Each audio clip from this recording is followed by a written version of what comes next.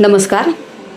ह्या मच्छीचे नाव काय आहे हे मला कमेंट करून सांगा तुम्ही, कारण बाजारात गेल्यावर खूप साऱ्या मच्छी बघायला मिळते. तर एवढी मच्छी बघायला मिळते की काय विचारायला नको, कारण सुरमई, पापलेट, हलवा हे तर सगळं असतं, पण ही मच्छी मला वेगळी दिसली म्हणून मी आणली आहे. आता ह्याच्यामध्ये मी हळद आणि मीठ आणि चवीनुसार लाल तिखट टाकलं आहे. तुमच्या आवडीनुसार तुम्ही टाकू शकता. आता हे सगळं लावून चांगलं ह्याला मॅरिनेट करून घ्यायचं आहे. आता लाल तिखट आपल्या आवडीनुसार लावायचं आहे.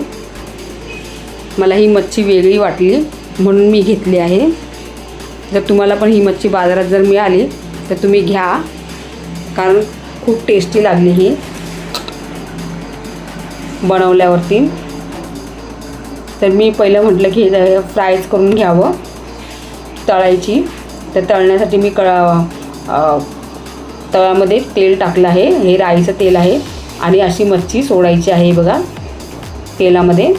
आता मस्त याला कुरकुरीत फ्राय करायचं, म्हणजे जसे आपले तळलेले बोंबील असतात तसं मस्त कुरकुरीत लागते ही मच्छी. आता त्याच्यामध्ये मी 4-5 लसणाच्या पाकळ्या टाकल्या आहेत. तर 4-5 लसणाच्या पाकळ्या ह्या कापून टाकायच्या आहेत. आता कापून टाकल्या की नंतर हे चांगलं फ्राय करून घ्यायचं आहे बघा. खूप म्हणजे गॅस ना जास्त फास्ट नाही करायचा आहे, मीडियम गॅसवरती हे करून घ्यायचं आहे, तळून घ्यायचं आहे.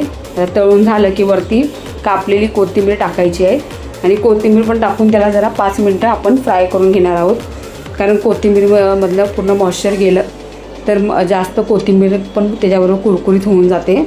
तर तुम्हाला ही रेसिपी कशी वाटली मला कमेंट करून सांगा. आणि ह्या मच्छीचे जर नाव तुम्हाला माहिती असेल तर कमेंटमध्ये लिहा.